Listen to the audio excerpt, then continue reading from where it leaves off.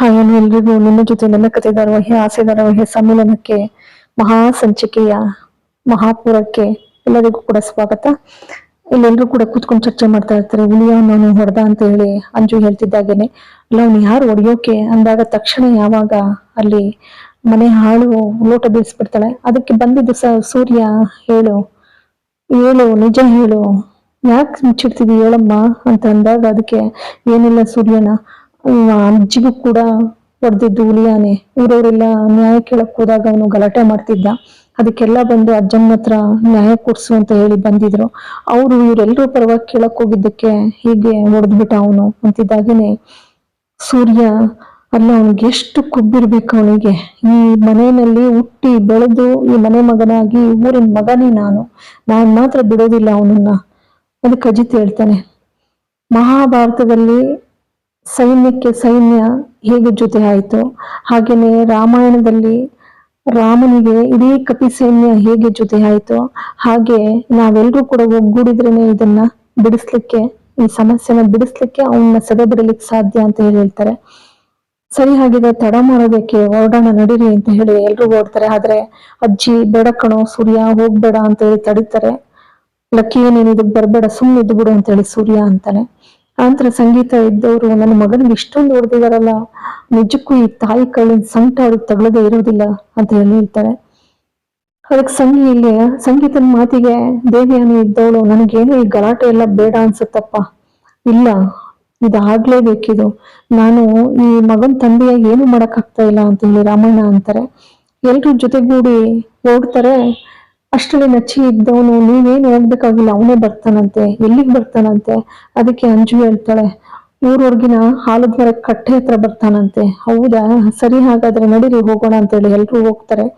ಎಲ್ರು ಹೋಗ್ಬಿಟ್ಟು ನಿಂತ್ಕೊಳ್ತಾರೆ. ನಿಂತ್ಕೊಂಡಾಗ ಅವನು ಎಷ್ಟೊತ್ತಾದ್ರೂ ಬರೋದೇ ಇಲ್ಲ.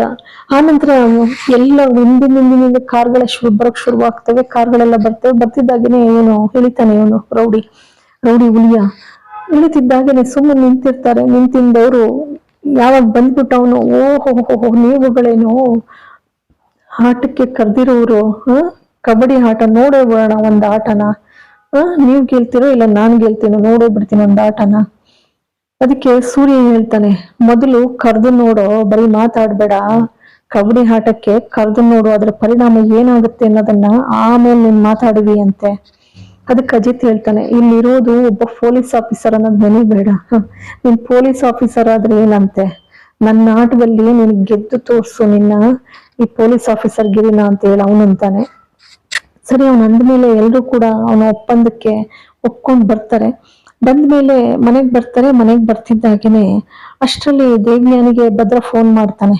ಫೋನ್ ಮಾಡ್ಬಿಟ್ಟು ಮೇಡಮ್ ಬಂದಿದ್ದೀನಿ ಬನ್ನಿ ಅಂತಾರೆ. ಬರ್ತಾಳೆ. ಬಂದ್ಬಿಟ್ಟು ಒಡವೆ ಗಂಟೆ ಇಸ್ಕೊಂಡಿದ್ದಾಳೆ. ಏನಾದ್ರು ಒಂದು ಮಿಸ್ ಆಗಿದ್ರೆ ನಾನು ಸುಮ್ಮನೆ ಇರೋದಿಲ್ಲ. ಆಮೇಲೆ ಅದಕ್ಕೆ ಭದ್ರ ಅಂತಾನೆ, ಮೇಡಮ್ ನವ್ರೆ ನಾವು ರೌಡಿಗಳು, ನಾವು ನಿಯತ್ತಾಗಿರೋ ಅಂತವ್ರು, ಜೀವ ಕೊಡ್ತೀವಿ ಹೊರ್ತು ನಾವ್ ಇನ್ನೊಬ್ರು ವಸ್ತುಗಳನ್ನ ಈ ತರ ಕದ್ದು ಜೀವನ ಮಾಡೋದಿಲ್ಲ ಅಂತ ಹೇಳಿ ಕೊಡ್ತಾನೆ.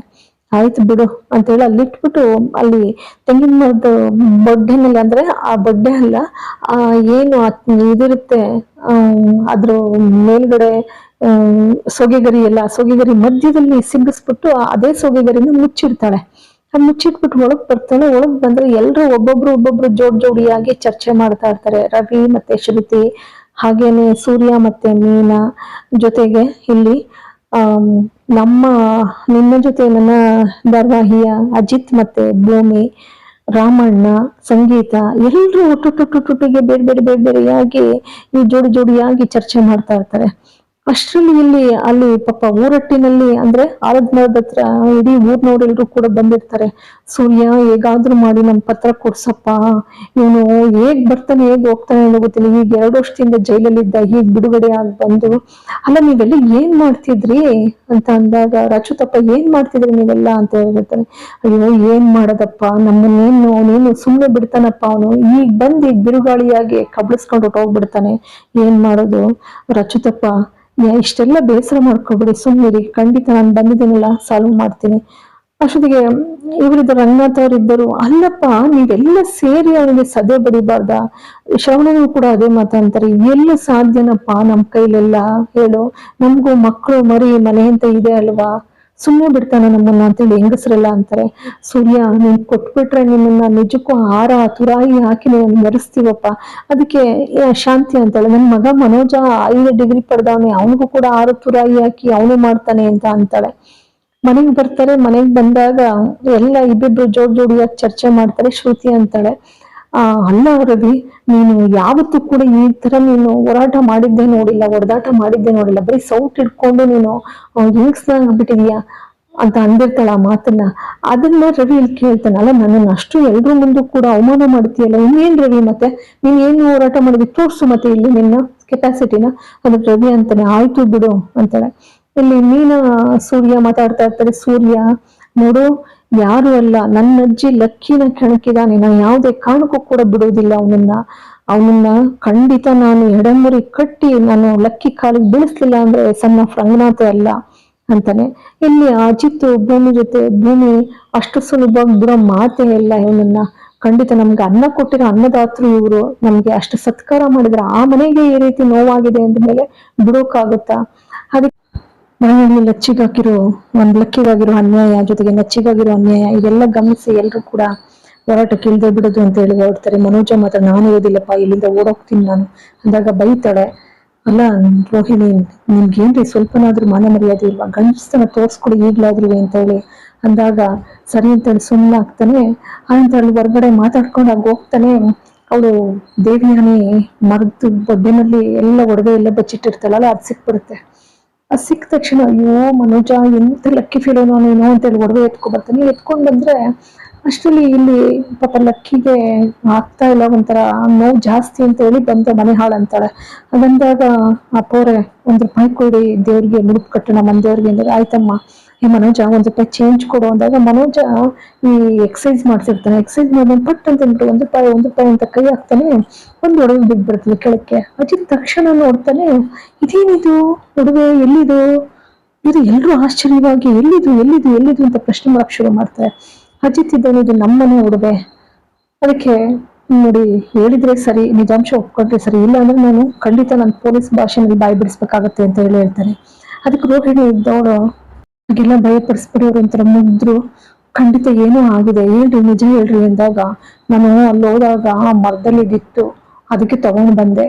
ಅದಕ್ಕೆ ಇನ್ನು ಎಲ್ಲ ಮರಗಳನ್ನು ಕೂಡ ಹಾಗೇನೆ ಎಲ್ಲ ರೆಂಬೆಗಳನ್ನೆಲ್ಲ ಮುರಿದು ನೋಡೋಣ ಅಂತ ಇದ್ದೆ ಅಂತಾನೆ. ನೋಡಿದ, ಇದು ನಿಜಾಂಶ. ಅದಕ್ಕೆ ಶ್ರವಣ ಇದ್ದನು, ಅಜಿತ, ಇದ್ರಲ್ಲಿ ಏನೋ ಇದೆ ಕಣೋ, ಯಾರು ಗೊತ್ತಿರೋದೇ ಇದನ್ನ ಮಾಡಿರೋದು ಅಂದಾಗ ಅಜಿತ, ಖಂಡಿತ ಮಾವ, ಇದನ್ನ ಮಾತ್ರ ಬಿಡೋದಿಲ್ಲ. ನಮ್ಮ ಮನೆಯವರೇ ಯಾರೋ ಈ ಸಂಚಲ್ ರೂಪಿಸಿ ಈ ಒಡವೆ ಕದ್ದು ಇಲ್ಲಿ ಇಡೋ ಕೆಲಸನೂ ಕೂಡ ಮಾಡಿದ್ದಾರೆ, ಬಿಡೋದಿಲ್ಲ ಮಾತ್ರ, ಅವ್ರನ್ನ ಮಾತ್ರ ಖಂಡಿತ ಎಡೆಮರಿ ಕಟ್ತೀನಿ ಅಂತ ಹೇಳ್ತಾನೆ. ಅದಕ್ಕೆ ಮನೆಯವರೆಲ್ಲರೂ ಕೂಡ ಅದನ್ನ ಹೇಳ್ತಾರೆ. ಅದೇ ನಮಗೂ ಆಶ್ಚರ್ಯ, ಯಾಕೆಂದ್ರೆ ಪೊಲೀಸ್ ಆಫೀಸರು ಇದ್ದಾರೆ ಅನ್ನೋದನ್ನ ನೋಡಿ ಯಾರಾದ್ರೂ ಕಳ್ಳ ತಂದಿಡ್ಬೇಕಷ್ಟೇ, ಅಷ್ಟು ಬಿಟ್ರೆ ಏನು ಆಗಕ್ ಸಾಧ್ಯ ಇಲ್ಲ ಅಂತ ಹೇಳಿ ಮೀನಾ ಅಂತಾಳೆ. ಮೀನಾ ಇದಕ್ಕೆ ದೇವಿಯಾನಿ ಒಂಥರ ಮುಖ ಮಾಡ್ಕೊಂಡು, ಹೌದಲ್ವಾ, ಮೀನಾ ಹೇಳಿದ್ದು ಸತ್ಯ ಅಂತಾಳೆ. ಆದ್ರೂ ಅದೇಕ್ ಸಾಧ್ಯ ದೇವಿಯಾನಿ? ಖಂಡಿತ ಸಾಧ್ಯ ಇಲ್ಲ, ಇದ್ರಲ್ಲಿ ಏನೋ ಸಂಚಿದೆ ಅಂತ ಹೇಳಿ ಶ್ರವಣ್ ಅಂತಾರೆ. ಸರಿ, ಎಲ್ರು ಜೊತೆಯಾಗಿ ಅಂತೂ ಅಖಾಡಕ್ಕೆ ಇಳಿದಿದ್ದಾರೆ. ಅದಕ್ಕೆ ಮನೋಜ ಒಂದ್ ಸಲಹೆ ಕೊಡ್ತಾನೆ, ಈ ರೌಡಿಗಳೆಲ್ಲ ರಾತ್ರಿ ಚೆನ್ನಾಗಿ ಕುಡಿದು ಕೂತಿರ್ತಾರೆ, ಪ್ರಜ್ಞೆ ಇರೋದಿಲ್ಲ, ಆಗ ನಾವು ಅಟ್ಯಾಕ್ ಮಾಡ್ಬಿಡೋಣ, ನಮ್ ಕಾರ್ಯ ಸಾಧ್ಯ ಮಾಡ್ಕೋಣ ಅಂತ ಹೇಳಿ ಸಲಹೆ ಕೊಡ್ತಾರೆ. ಅದಕ್ಕೆ ಸೂರ್ಯ ಇದನ್ನ, ಇದು ಪೆಂಗ್ಯ, ಇಂಥ ಸಮಯದಲ್ಲಾದ್ರೂ ನೀನ್ ಜಾಣ್ಣಾಗಿ ಸಲಹೆ ಕೊಟ್ಟಲು, ವೆರಿ ಗುಡ್ ಕಣೋ ಅಂತ ಹೇಳಿ ಎಲ್ರು ಕೂಡ ಅದೇ ತರ ಮಾಡೋಕೆ ಅಂತ ಹೇಳಿ ಎಲ್ರು ಒಟ್ಟಾಗಿ ಹೋಗ್ತಾರೆ. ಇಲ್ಲಿ ಸಂಚಿಕೆ ಮುಕ್ತಾಯವಾಗ್ತದೆ. ಎಲ್ರಿಗೂ ಕೂಡ ಅನಂತ ಧನ್ಯವಾದಗಳು.